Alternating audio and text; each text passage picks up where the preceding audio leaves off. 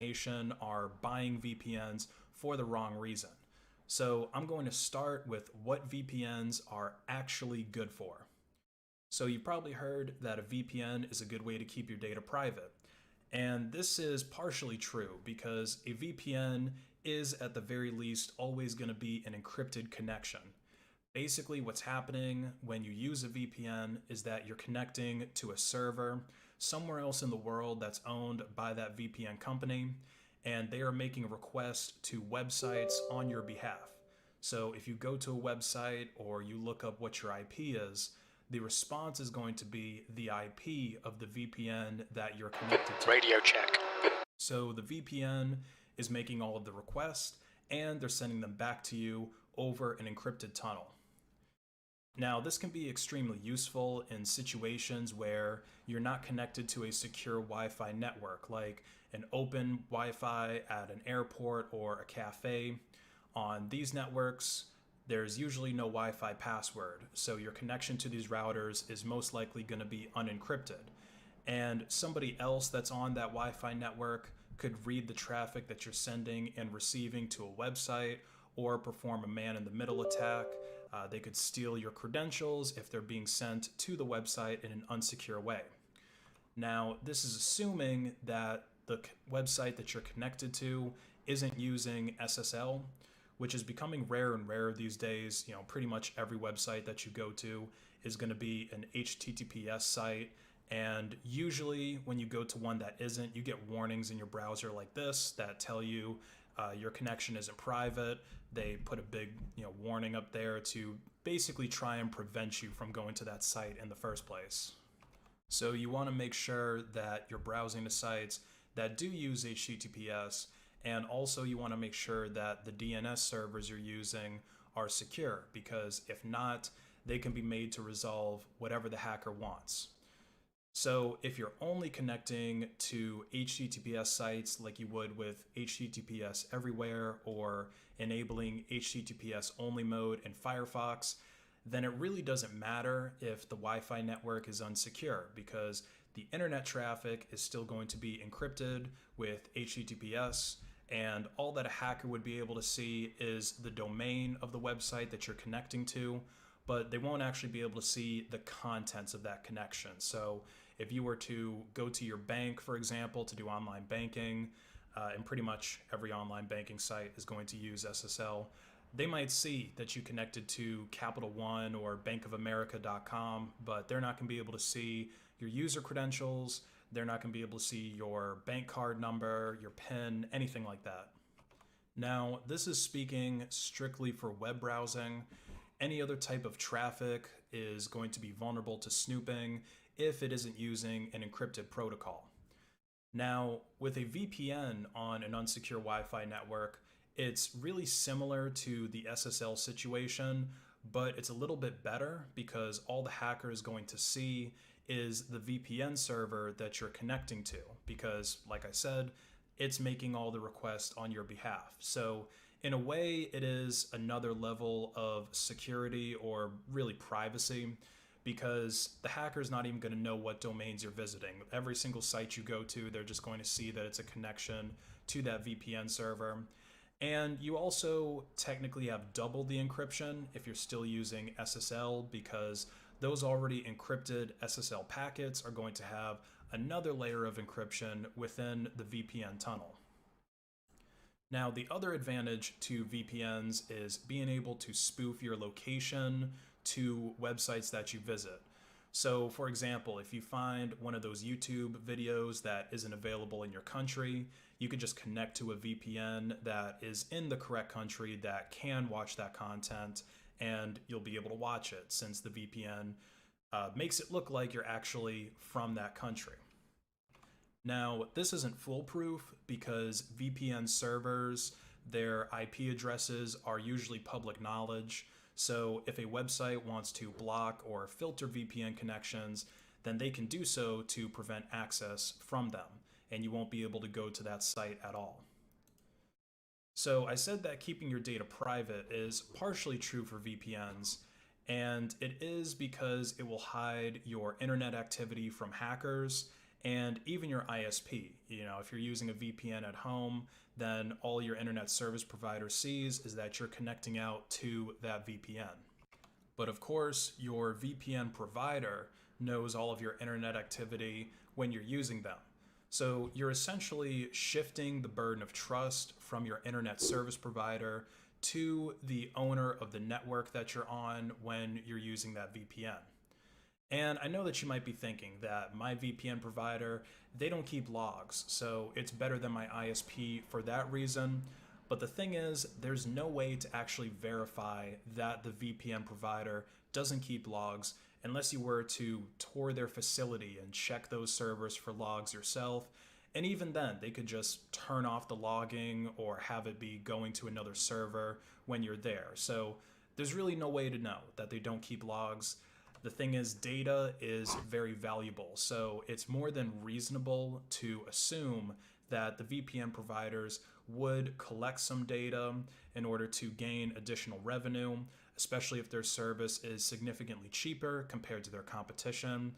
And even if they don't want to collect the data for the purposes of gaining more money, a lot of the time federal agencies will require these VPN services to log some data anyway, assuming that they're within their jurisdiction. So even if it's not a greed thing, it could just be that they're following lawful orders and claiming that they don't keep logs, and they might not be using it for their own personal gain, but they're still using it for the gain of the governments.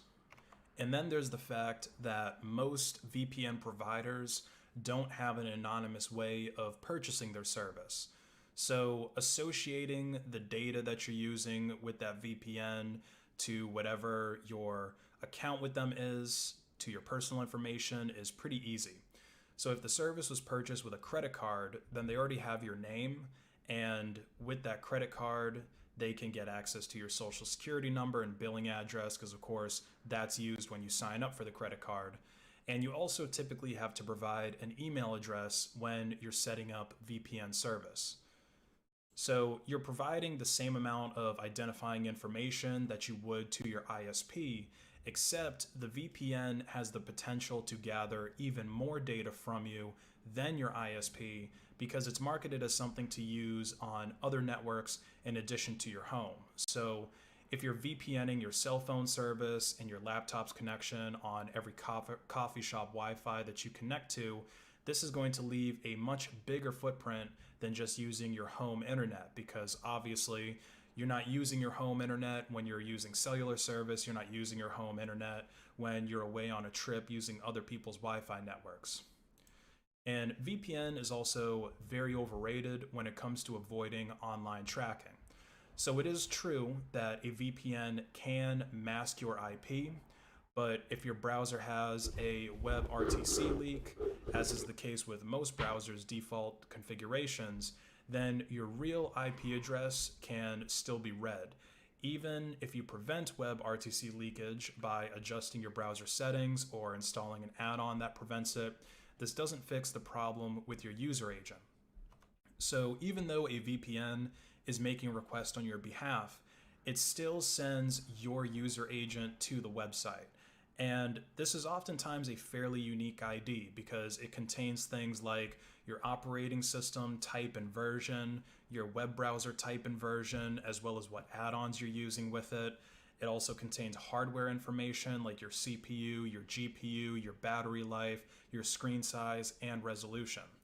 And chances are that with all of that data combined, you'll end up having a fairly unique user agent. And whenever that user agent shows up on a site, the trackers are going to know it's you, especially if they correlate it with the sites that you're actually browsing to.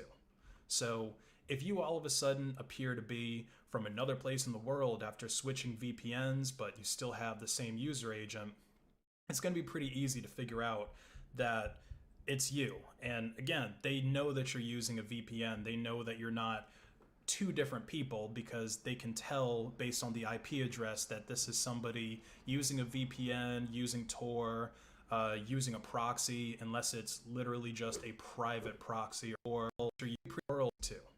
You and all of life so contain your web agent doesn't by a problem with your user agent. So even though a VPN is making a request on your behalf, it still sends your user agent to the website.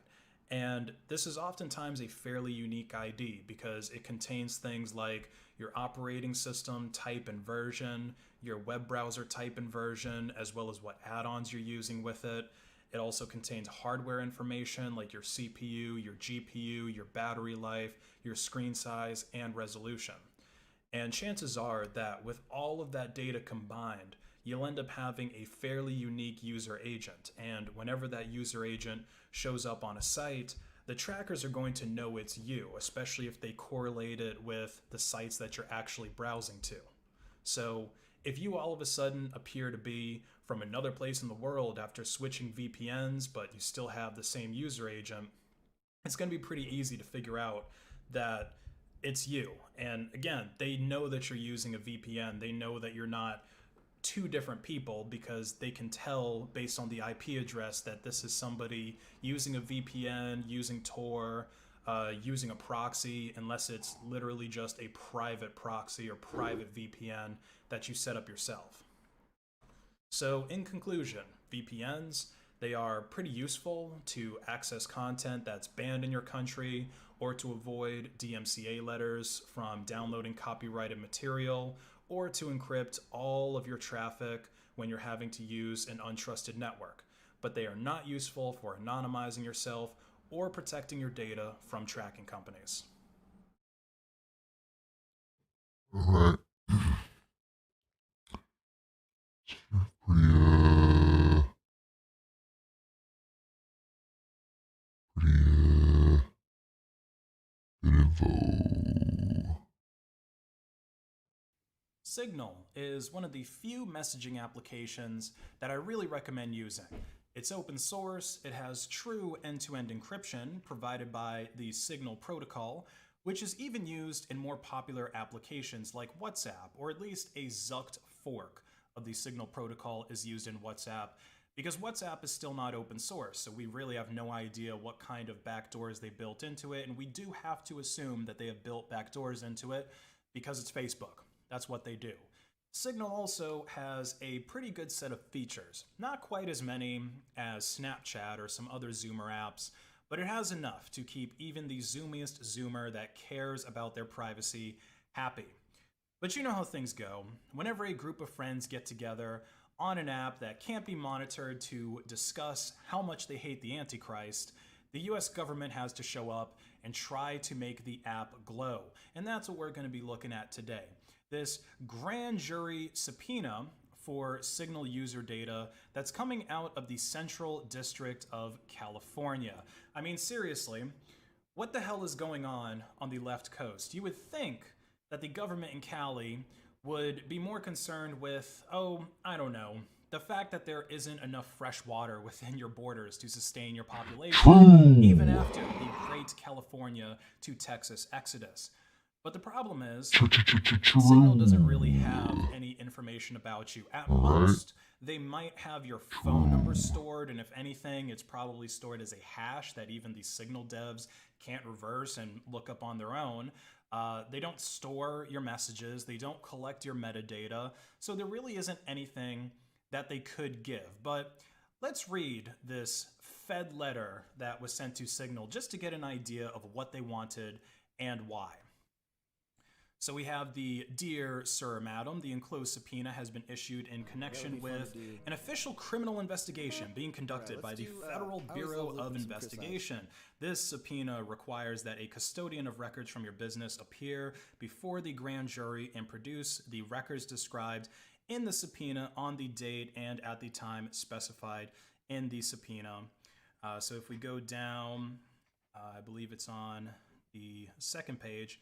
Yeah, so you are commanded, I mean, just look at the language that they use, to appear in this United States District Court at the time, date, and place shown below to testify to the court's grand jury. When you arrive, you must remain at the court until the judge or a court officer allows you to leave.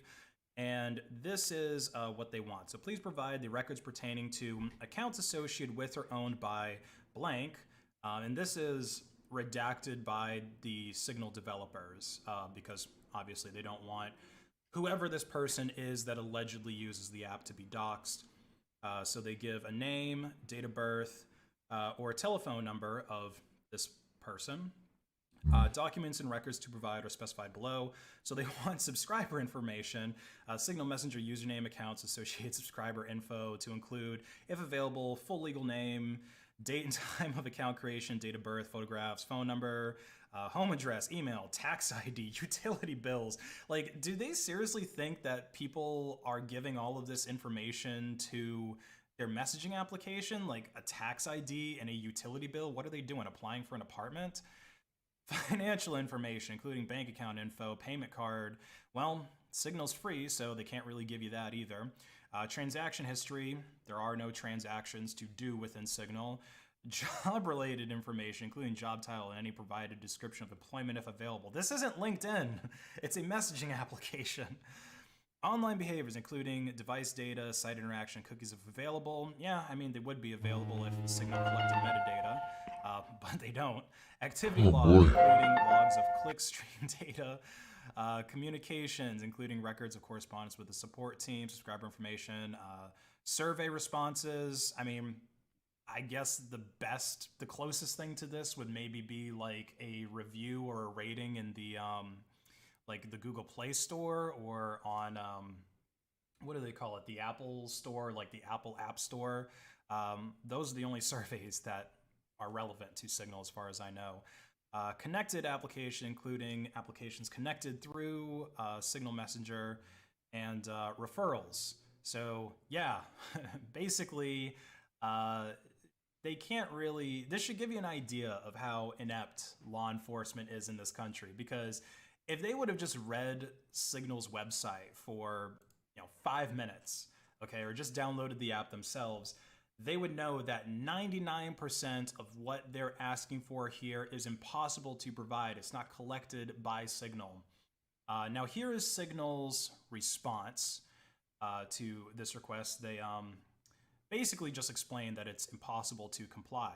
So Signal by design does not possess almost any of the categories and types of information listed in the order. As Signal explains on its website, the Signal app utilizes state-of-the-art security and end-to-end encryption to provide messaging, internet calling, and other services to users worldwide. Users' calls and messages are always encrypted, so they can never be shared or viewed by anyone except a user and their intended recipients. Likewise, Signal does not have access to its users' profiles, group membership, or group data, contacts, social graph searches, or the like. The only information Signal maintains that is encompassed by the subpoena for any particular user account identified through a phone number is the time of account creation and the date of the account's last connection to Signal servers. That's all. And they provide it below, which we'll take a look at.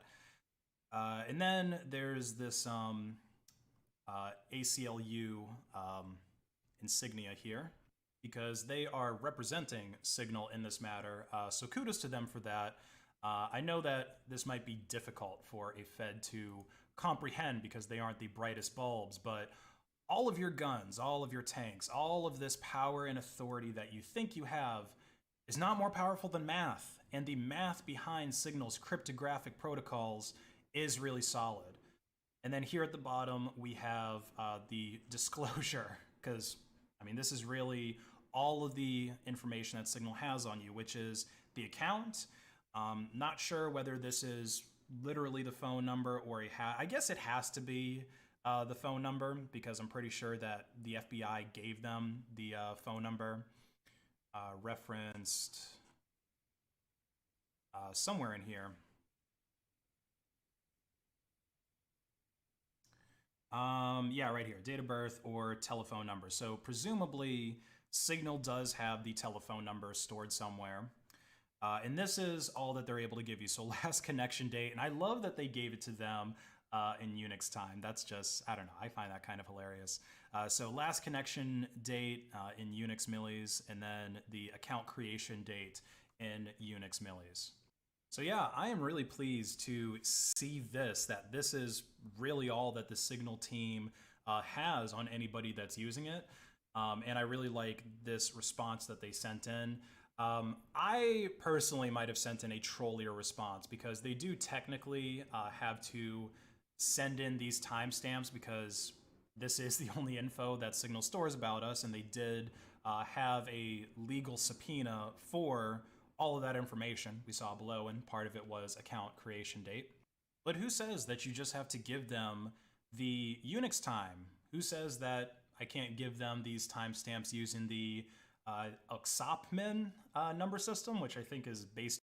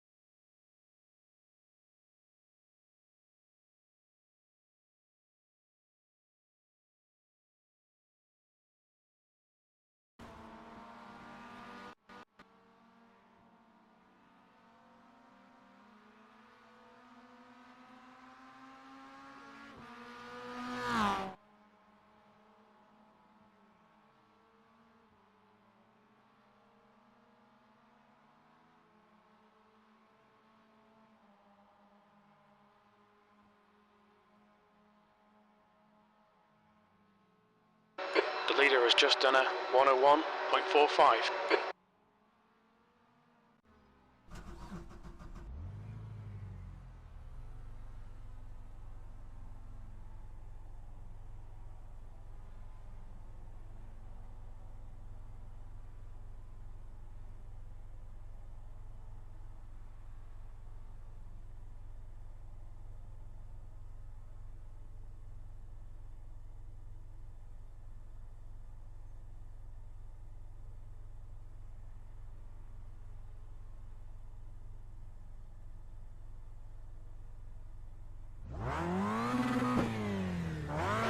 Pit lane speed limit is 56 kilometers per hour. Exits clear. Push.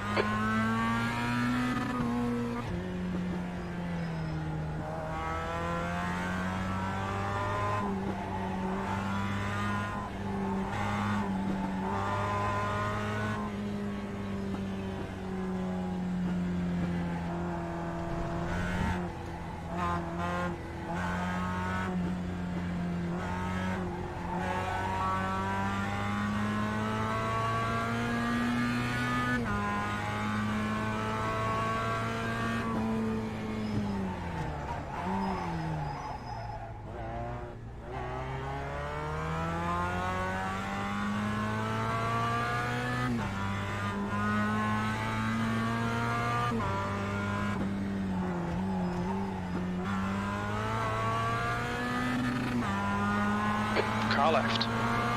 Clear left.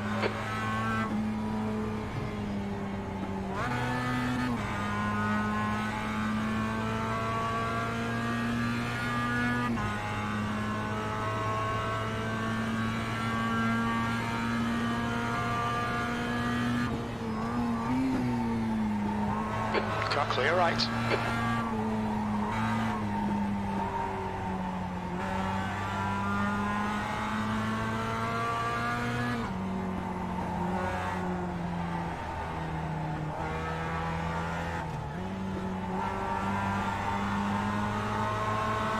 Car left.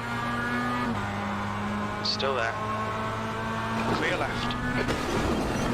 Right. Car right. Clear right.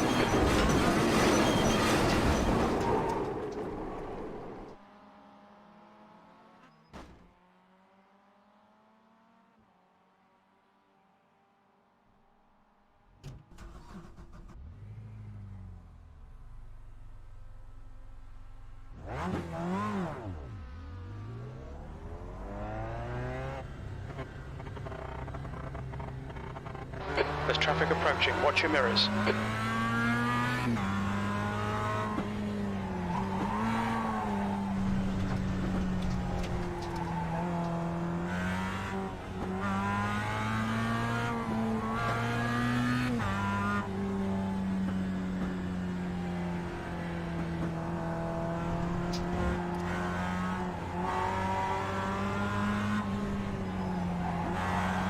Car right.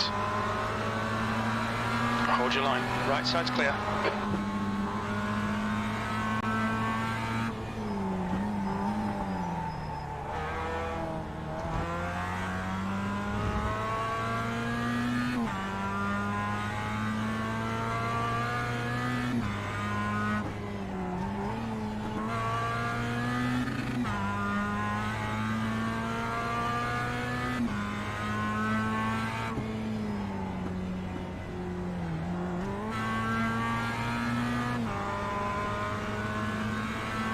On your right.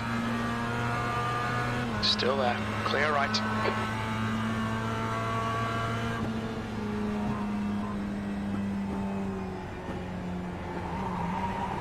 On your right. Right side's clear.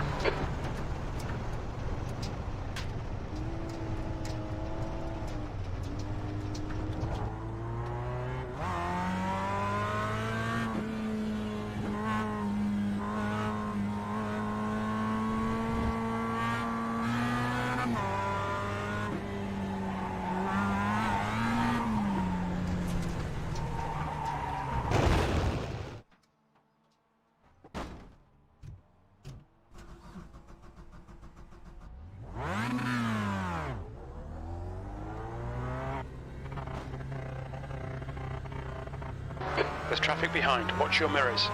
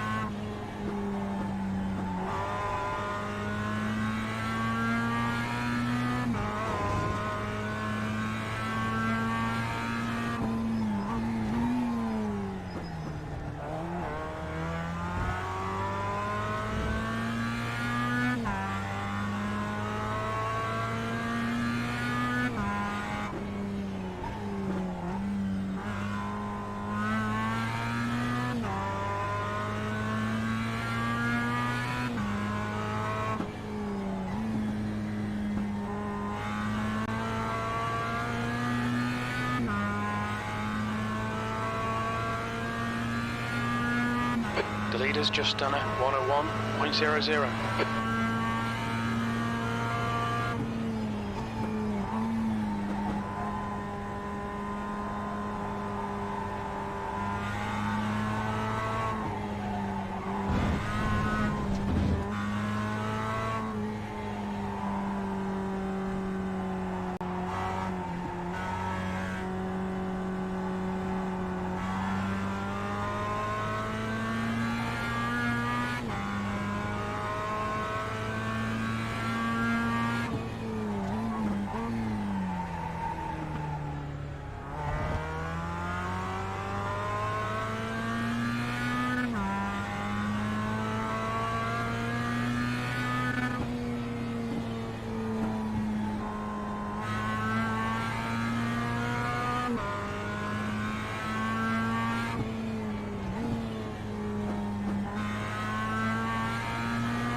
The leader has just done a 100.8. P16.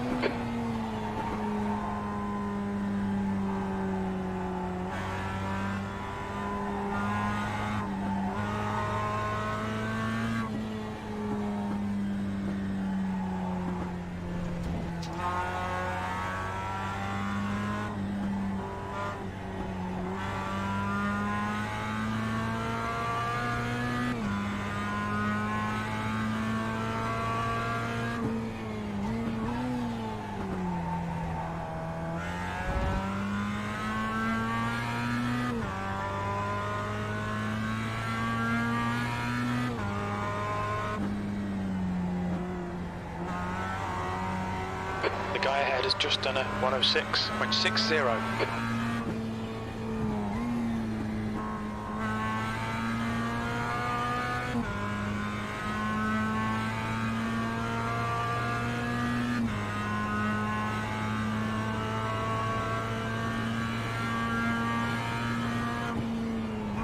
P19, that puts you 6.5 off the leader's pace. Your last lap time was a 107.24.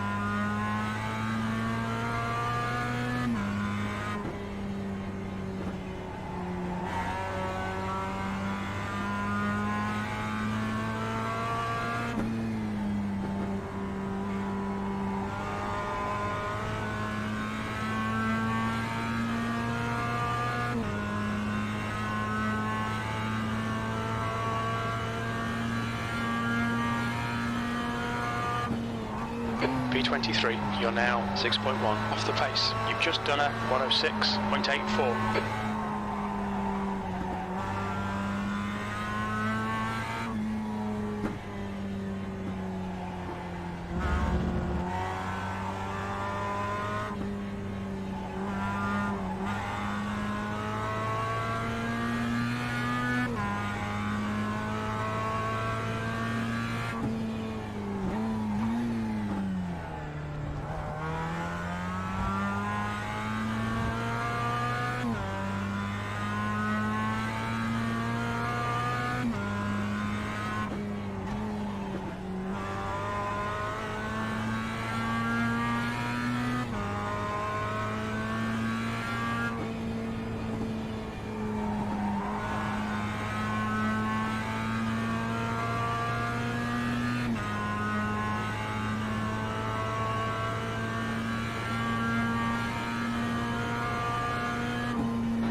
B29.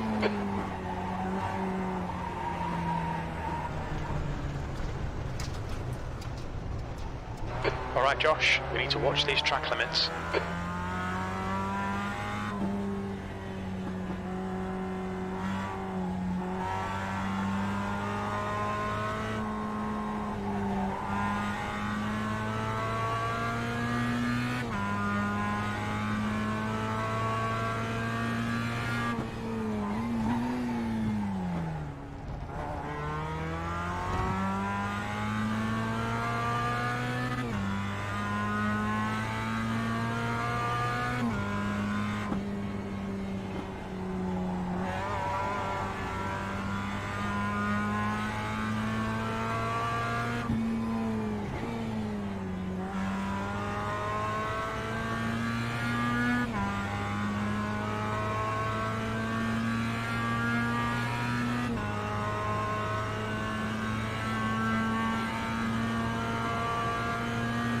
B30.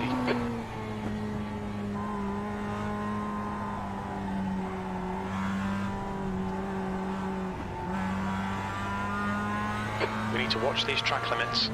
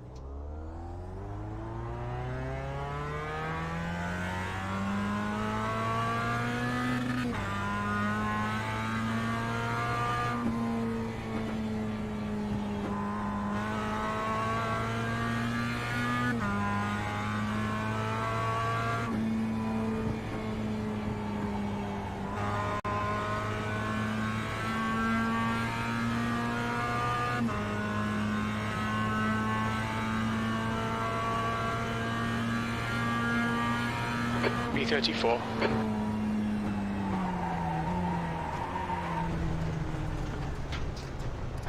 Okay Josh, we need to watch the track limits.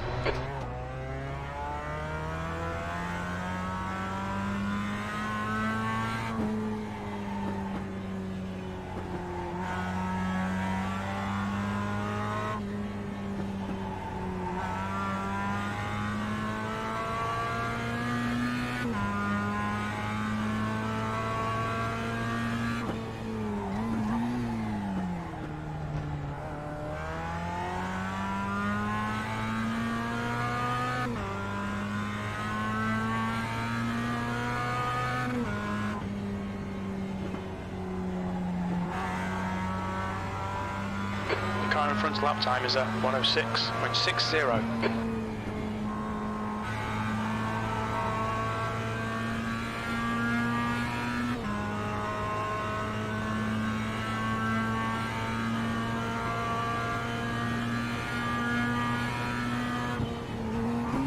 B35.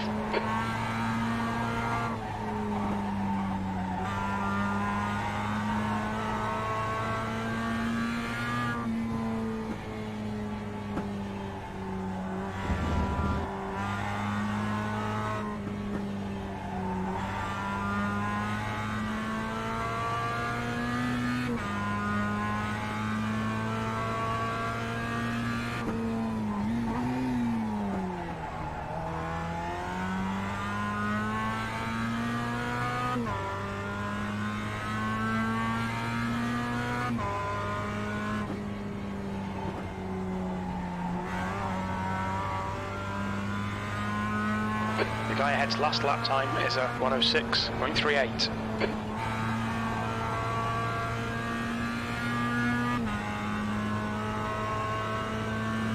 Okay, Josh, there's a car exiting the pits, heads up.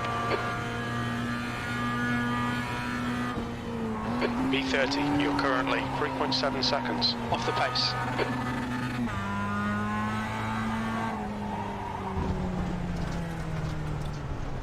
Track limits, they'll invalidate this lap.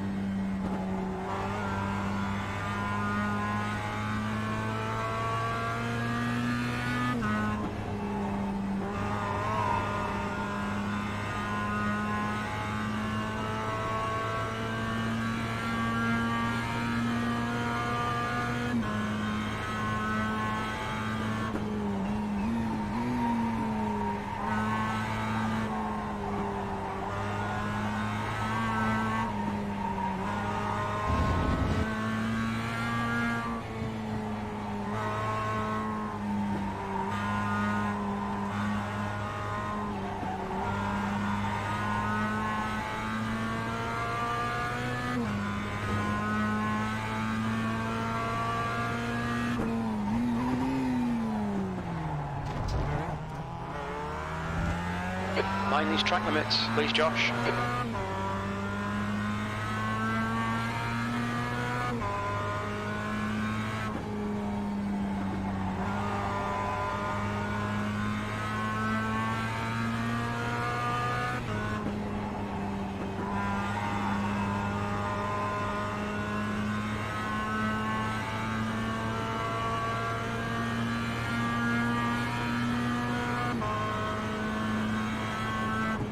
B31.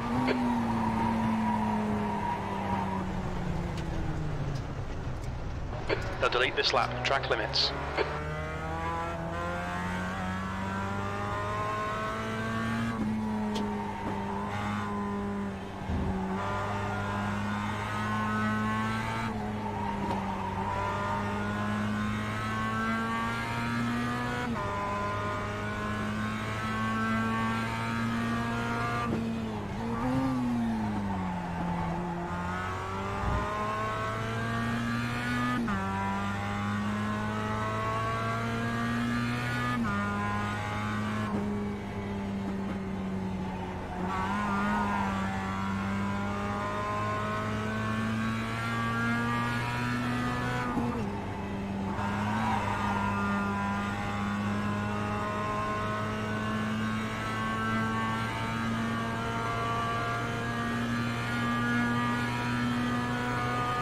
B33.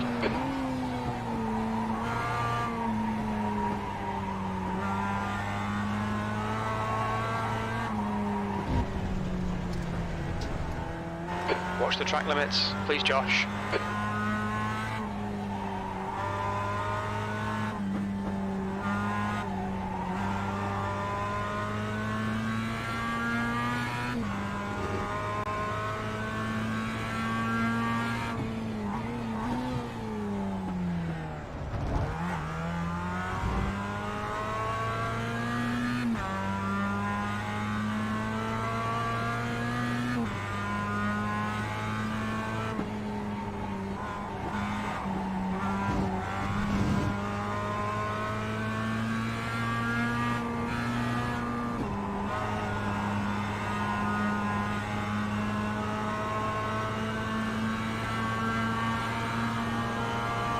Car right.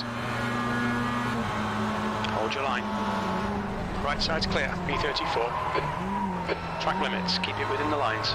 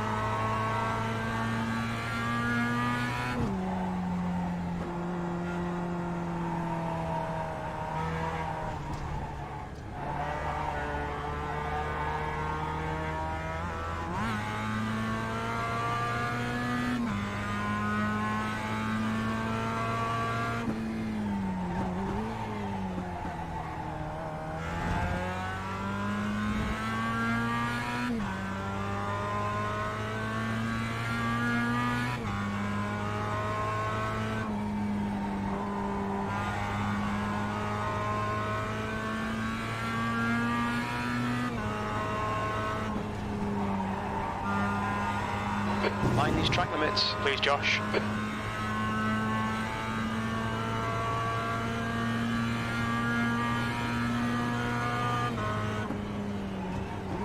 B35.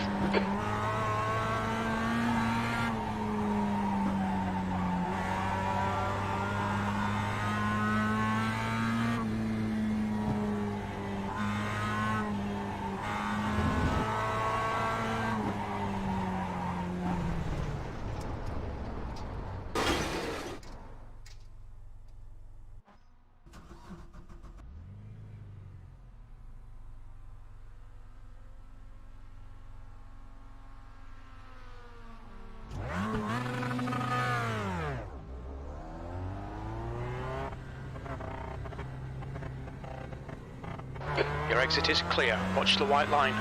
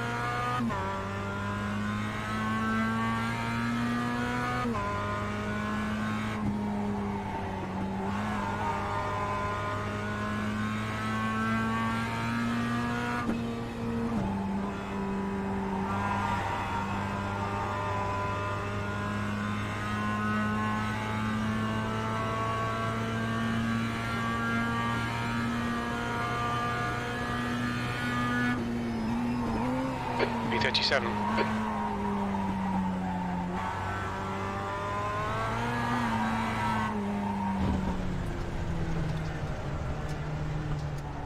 You've gone outside of track limits there.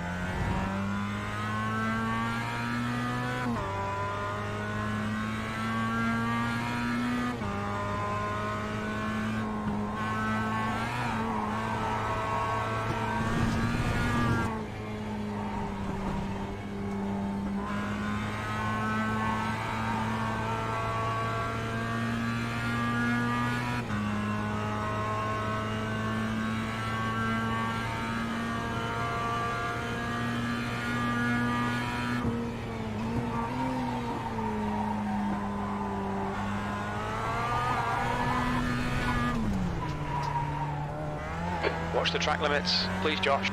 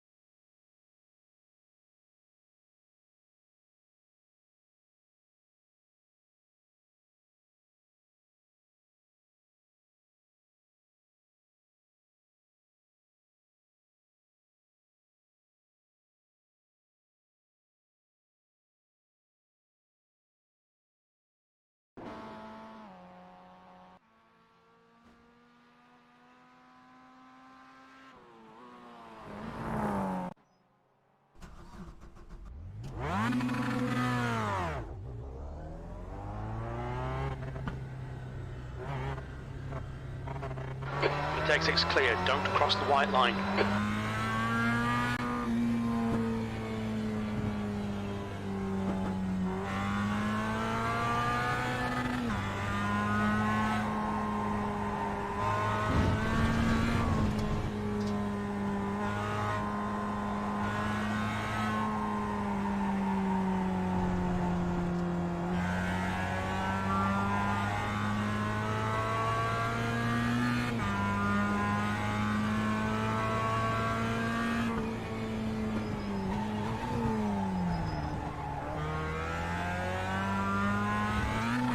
The track temperature is increasing. It's now 42 Celsius.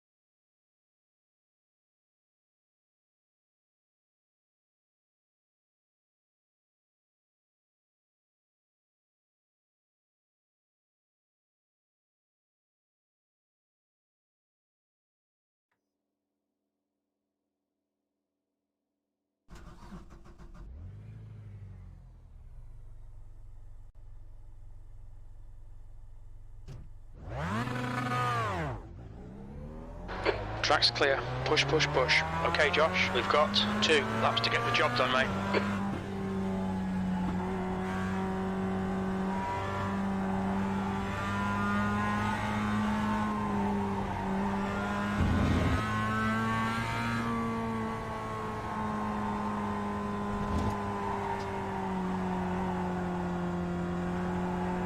The track temp's increasing. It's now 42 Celsius.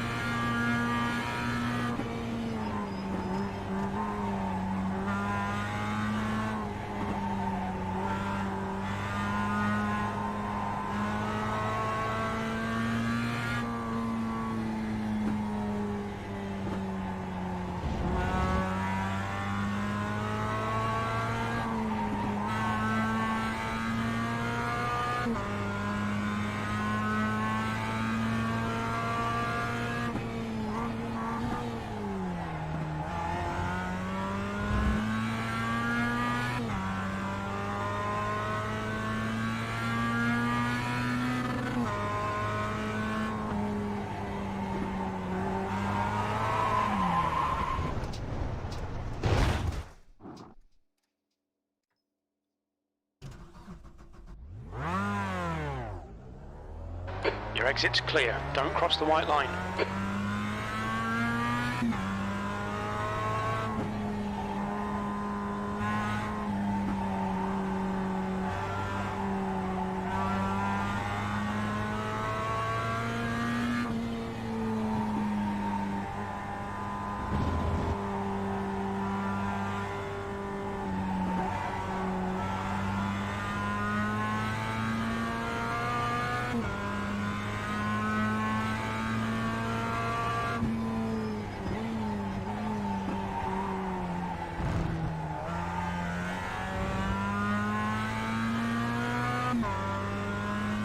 That's a new fastest lap for McDonald, 103.29. Fastest lap for Snowdon, 103.12. New fastest lap for Campbell, 102.74.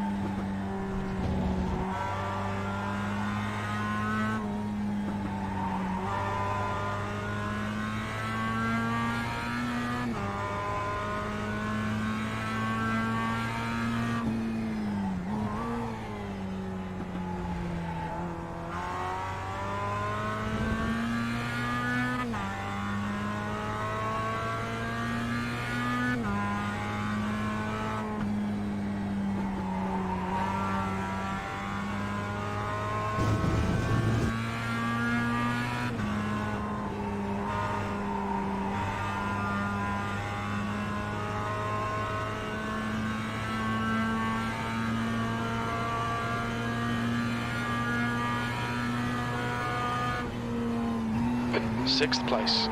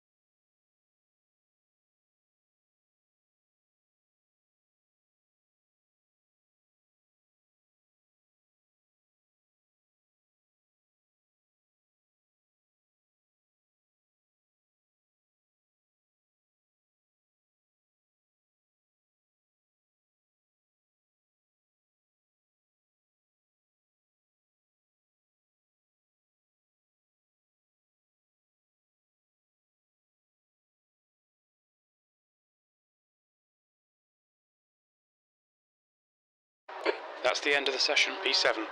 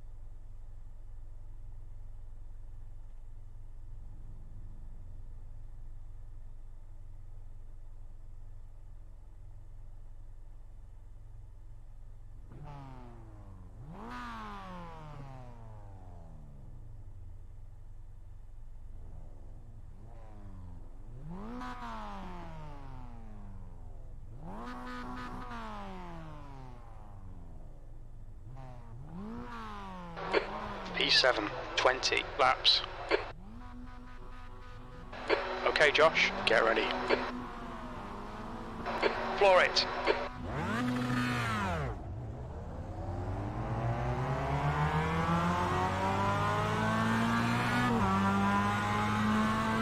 Left side.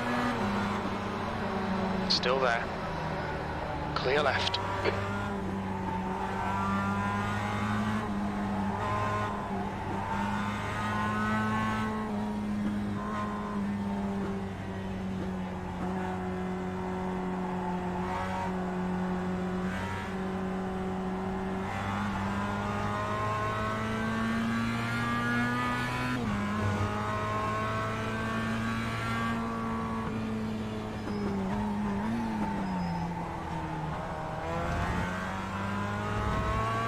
Nice start.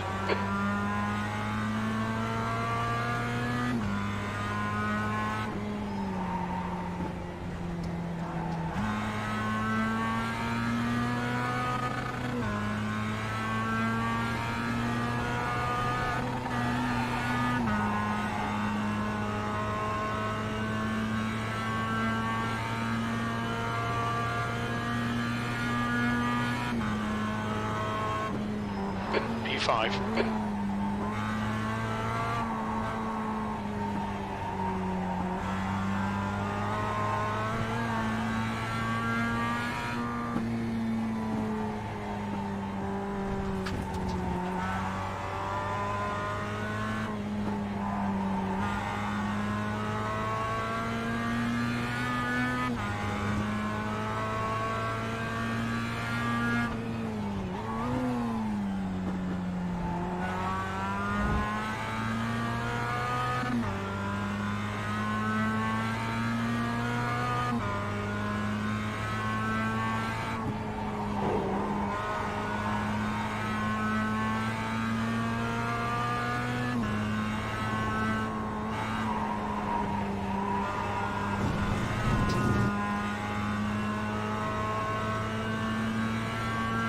The leader has just done a 104.24.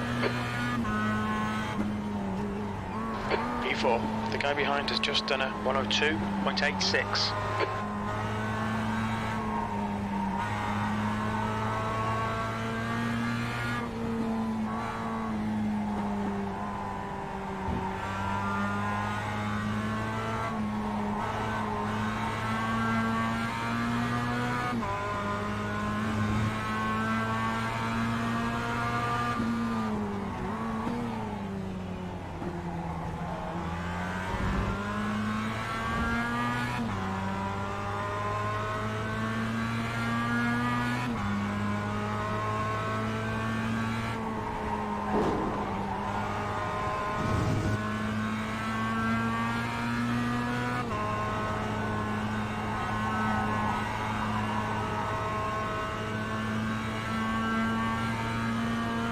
The leader has just done a 101.52.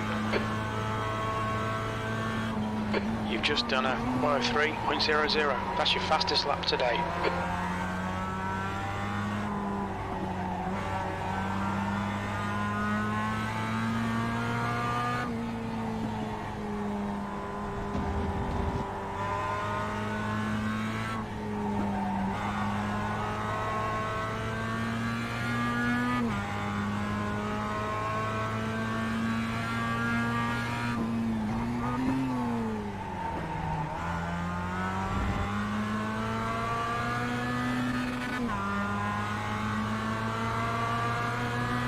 Car left.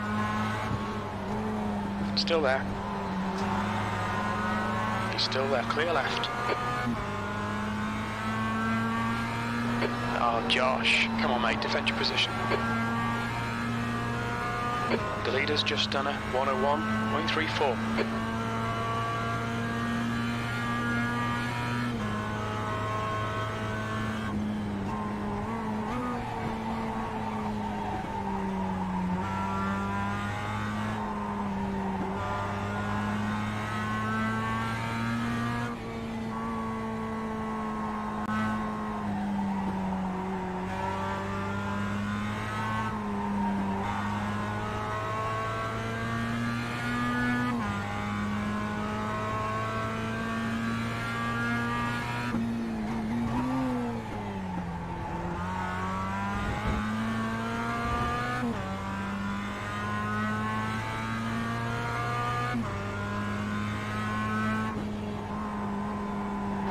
gap to McDonald ahead is increasing. It's now 1.0 seconds.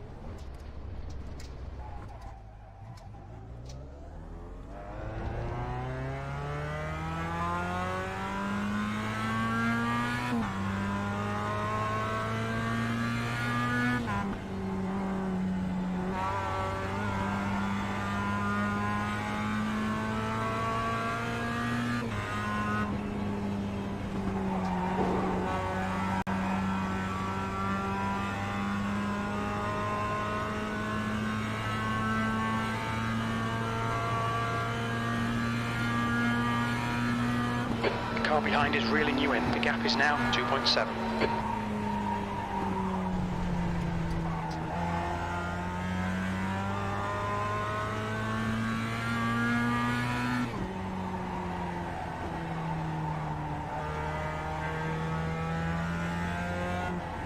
P4.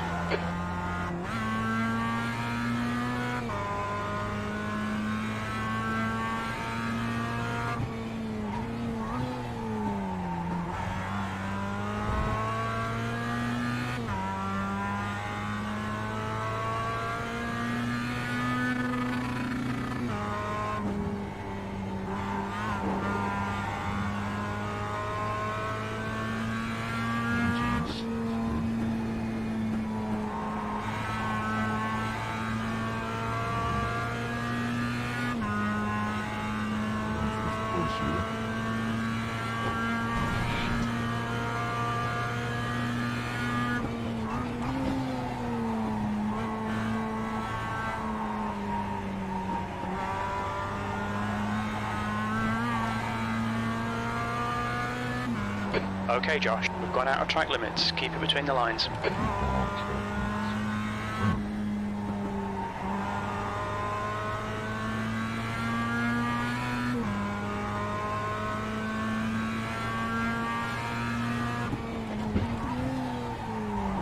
Fucking braking, bro.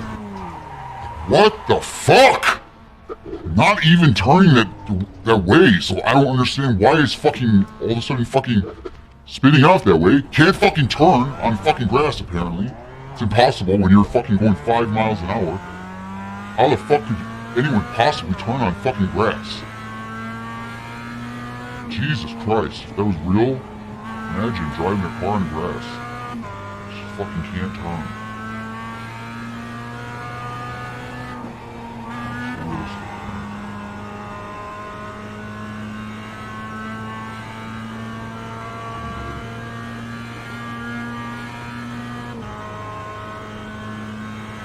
7th position.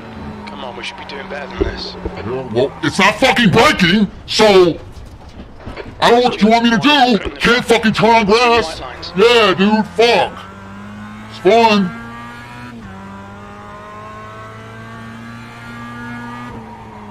Fun, dude. Fucking can't brake, can't fucking turn, can't do shit.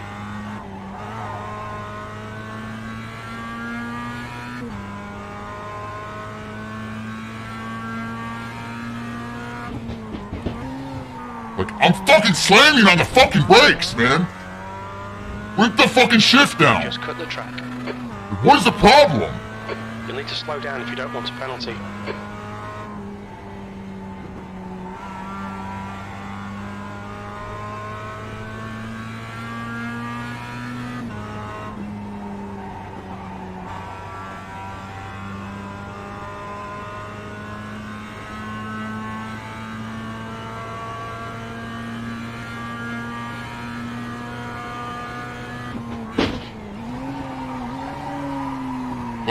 don't understand, dude. Just fucking slides out. What the fuck? Bro! How? Turn!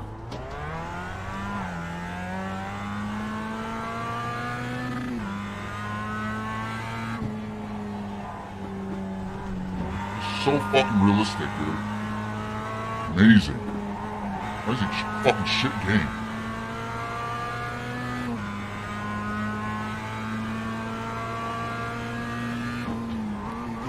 Like, I'm literally slamming on the fucking brakes! Clear left. God damn it! Clear right.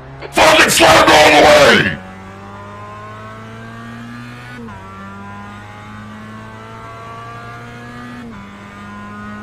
But at the same time you did, I shift down, I slam on the fucking brakes!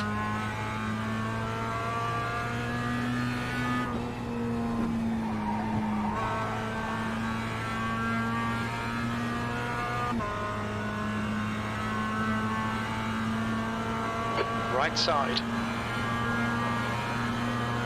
Slam on the fucking brakes! Look how fucking hard I fucking Still slam! there.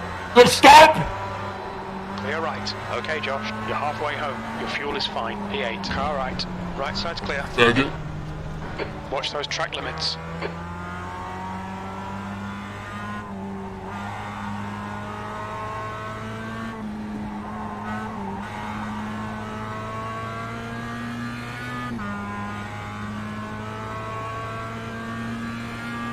Slam on the brakes! Fucking shift down! Still can't fucking...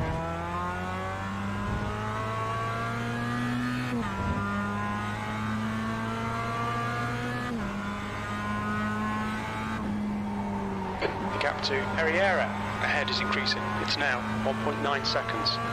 Blue flag.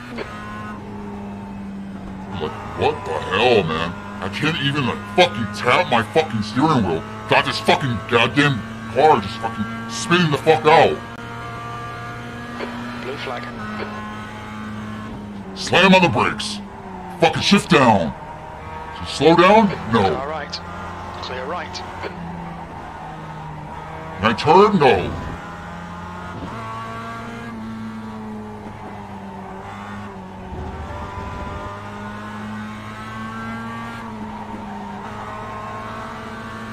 Left side. Hold your line. What the fuck? Still there. Clear left. Why am I spinning out there?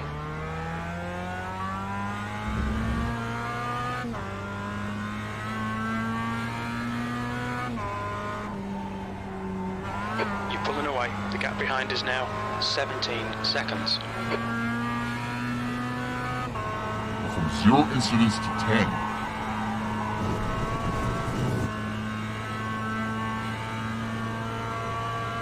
Alright, Josh. The next car is Herrera.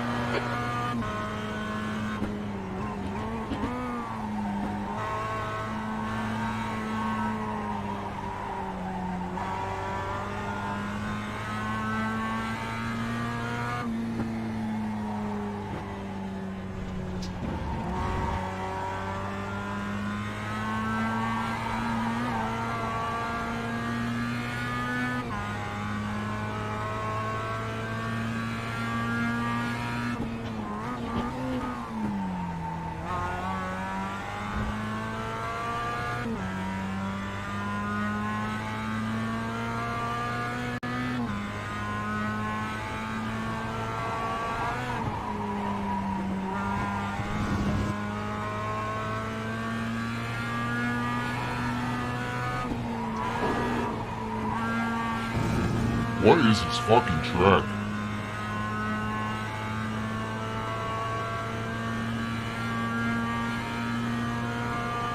P8. That was a 103.54. How many fucking laps is this fucking goddamn game? I don't fucking care anymore, Sure man. as the meatball flag. We'll need to come in for a Just fucking get over it. Done.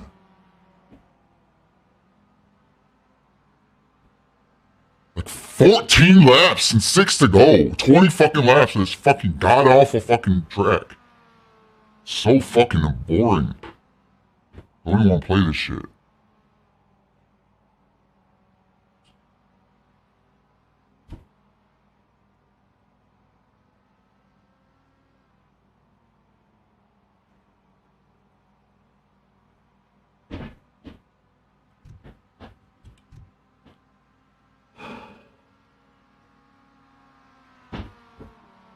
Fucking minute.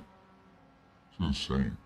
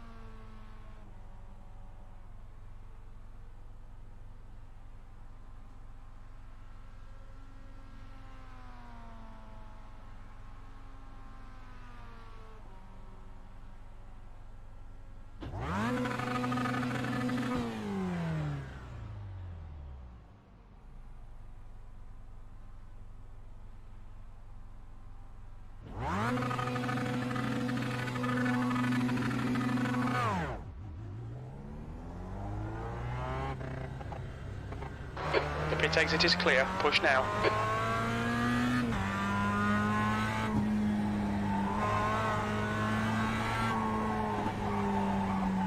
This is insane, dude. I'm going 60 miles an hour in a fucking turn.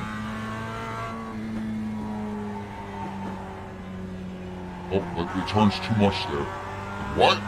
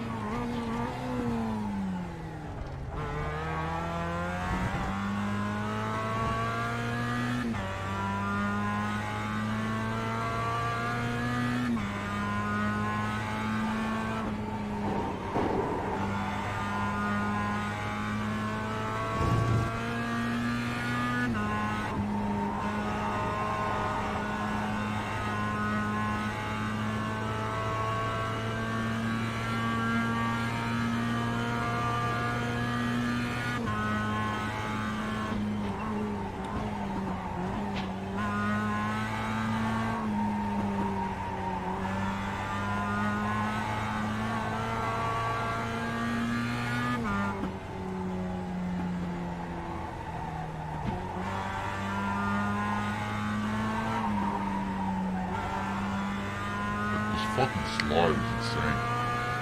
Why are you sliding so much?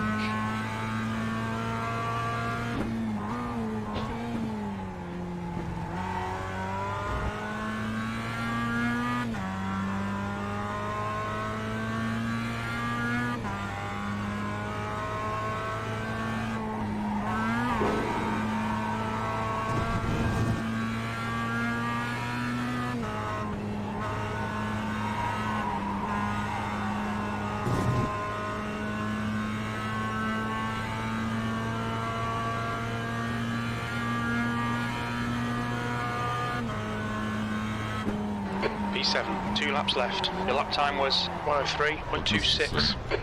It's absolutely fucking insane. And still fucking not turning. Like I'm just sliding the whole fucking way. Slide across the whole fucking tarmac. Doesn't fucking do shit. Can't fucking turn. Can't turn on grass. It's zero traction. Like fucking ice.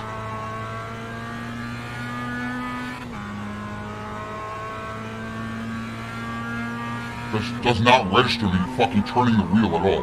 Like that. Like what the fuck is going on, man? Fucking shift Don't down. stop cutting, we will get a penalty. Right, shift down. Like, I don't understand. Why aren't you stopping? Why didn't you stop before? Why don't you fucking turn? I don't get it.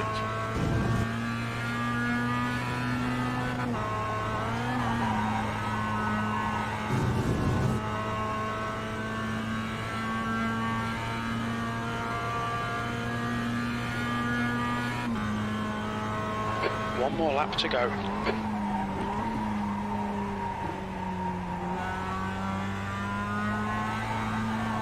This is insane, dude.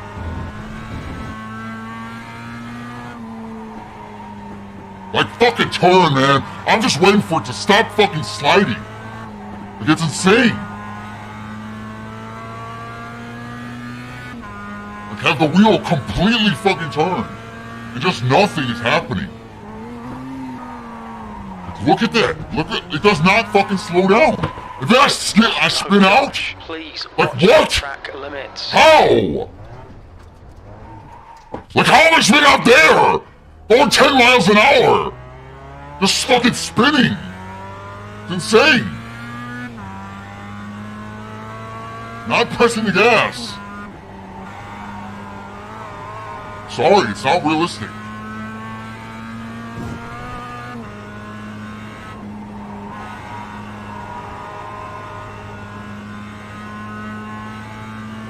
Get me out of this shit. Yellow flag. 7th position.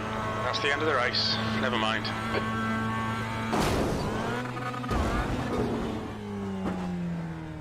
Gay ass fucking game. Done. Trash.